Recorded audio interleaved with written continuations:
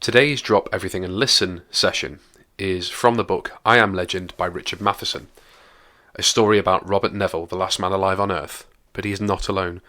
Every other man, woman and child on the planet has become a vampire. Neville spends his days scavenging for food and supplies and hunting down the undead in their lairs, in the ruins of civilization. At night he becomes the hunted and barricades himself in his home, waiting and praying for dawn. This extract will look at Robert Neville preparing for the inevitable nighttime attack. Here are your 3 reading questions. Number 1. How does Robert Neville initially react to the smell of garlic, and how has his reaction changed over time? Number 2. What kind of steaks does Robert Neville make, and how does he make them sharp? Number 3. What is Robert Neville's attitude and behaviour as he anticipates the arrival of they at his house in the evening? To think about for your discussions, how do people deal with stressful situations? It was almost noon. Robert Neville was in his hothouse collecting a basket full of garlic. In the beginning it had made him sick to smell the garlic in such quantity. His stomach had been in a state of constant turmoil. Now the smell was in his house and in his clothes, and sometimes he thought it was even in his flesh. He hardly noticed it at all. When he had enough bulbs, he went back into the house and dumped them on the drain board of the sink. As he flicked the wall switch, the light flickered and then flared into normal brilliance. A disgusted hiss passed his clenched teeth. The generator was at it again. He'd have to get out that damn manual again and check the wiring. And, if it were too much trouble to repair, he'd have to install a new generator. Angrily, he jerked a high-legged stool to the sink, got a knife, and sat down with an exhausted grunt. First he separated the bulbs into the small sickle-shaped cloves. Then he cut each pink leathery clove in half, exposing the fleshy centre buds. The air thickened with the musky, pungent odour. When it got too oppressive, he snapped on the air conditioning unit, and suction drew away the worst of it. Now he reached over and took an ice pick from its wall on the rack. He punched holes in each clove half, then strung them all together with wire until he had about 25 necklaces. In the beginning, he had hung these necklaces over the windows, but from a distance they'd thrown rocks until he'd been forced to cover the broken panes with plywood scraps. Finally, one day he'd torn off the plywood and nailed up even rows of planks instead. It had made the house a gloomy sepulchre, but it was better than having rocks come flying into his rooms in a shower of splintered glass. And once he had installed the 3 air conditioning units, it wasn't too bad. A man could get used to anything if he had to. When he was finished stringing garlic cloves, he went outside and nailed them over the window boarding, taking down the old strings which had lost most of their potent smell. He had to go through this process twice a week. Well, until he found something better, it was his first line of defence. Defence, he often thought, for what? All the afternoon he made steaks. He lathed them out of thick dowling, bandsawed them into 9-inch lengths. These he held against the whirling emery stone until they were sharp as daggers. It was tiresome, monotonous work, and it filled the air with hot-smelling wood dust that settled in his pores and got into his lungs and made him cough. Yet he never seemed to get ahead. No matter how many steaks he made, they were gone in no time at all. Dowling was getting harder to find too. Eventually he'd have to lathe down rectangular lengths of wood. Won't that be fun, he thought irritably. It was all very depressing, and it made him resolve to find a better method of disposal.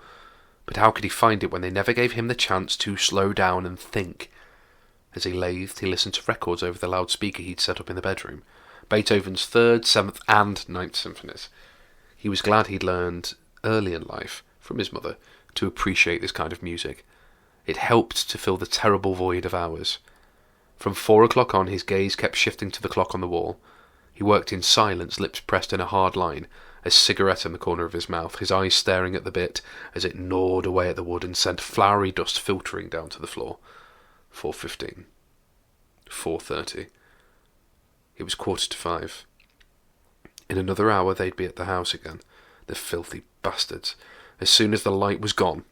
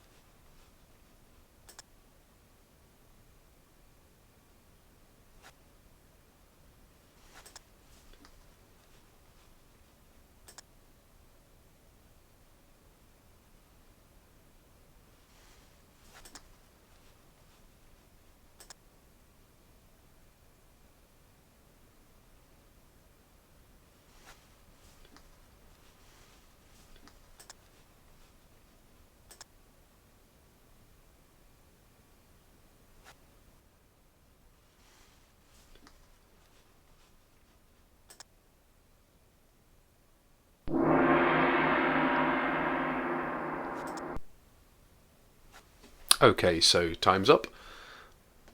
Answer number 1. Robert Neville initially reacted to the smell of garlic and was disgusted by it. However, over time, he hardly notices the smell. Number 2. Robert Neville makes stakes out of thick dowling which he bandsaws into 9-inch lengths. To make them sharp, he holds them against an emery stone until they become as sharp as daggers. And number 3. While anticipating the arrival of they at his house in the evening, he's apprehensive and is vigilant. He's on high alert, focusing on his work and keeping an eye on the clock.